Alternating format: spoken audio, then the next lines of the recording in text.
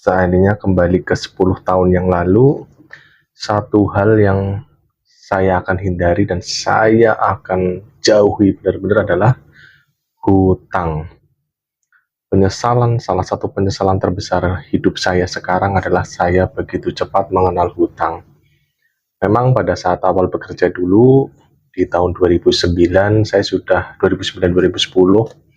saya sudah mengenal hutang karena mungkin hidup dalam kondisi yang pas-pasan, ya nggak miskin banget tapi bukan orang kaya. Jadi ada beberapa keinginan yang dulu belum bisa tercapai karena memang orang tua nggak mampu beli. Jadi ketika kerja dan mungkin lingkungannya juga belum seperti sekarang, banyak channel-channel frugal living, channel-channel tentang investasi, channel-channel tentang cara mengelola uang. Dulu masih mikirnya cuma gonta-ganti HP zaman Nokia ya. Jadi ketika kerja banyak keinginan yang tercapai dulu belum bisa kebeli, akhirnya beli. Dan ketika uangnya kurang, akhirnya dengan berhutang.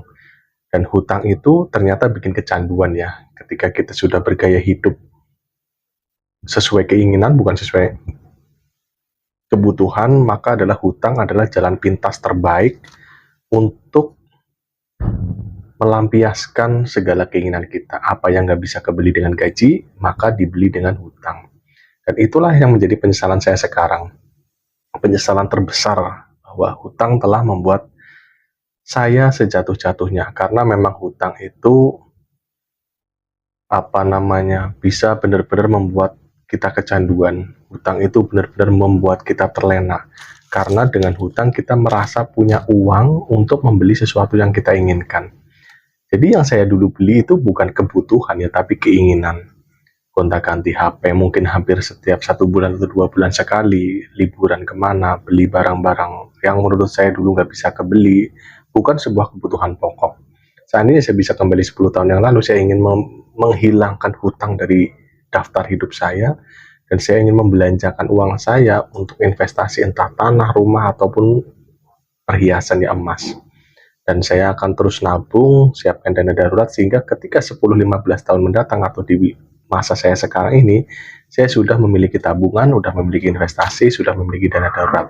Tapi apalah daya, semua sudah terjadi, semua sudah dijalani, sehingga tinggal saya mulai menata kembali apa yang seharusnya saya lakukan. Jadi buat teman-teman di luar sana, karyawan-karyawan di luar sana khususnya, ketika baru bekerja, kalian harus mempunyai target 5 tahun, 10 tahun, 15 tahun ke depan, kalian harus seperti apa, harus memiliki apa, harus jadi apa.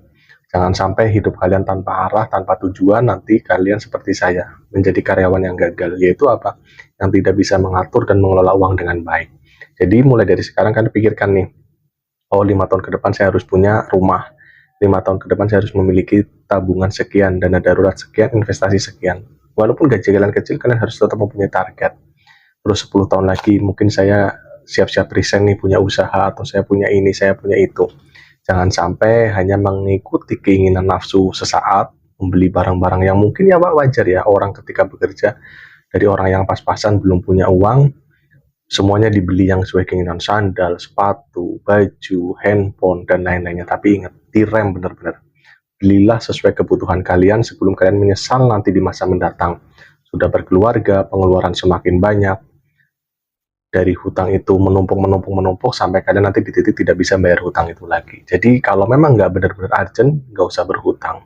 Lebih baik kalian tabung dulu, simpan dulu, kalian investasikan ke emas kah, ke tanah kah, atau mulai nyicil untuk buka usaha kah. Sekarang kan banyak ya usaha untuk online. Dan belajarlah cara mengelola uang. Banyaklah sekarang podcast-podcast atau channel-channel YouTube kah, TikTok kah, bagaimana cara mengelola gaji, mengelola uang dengan baik.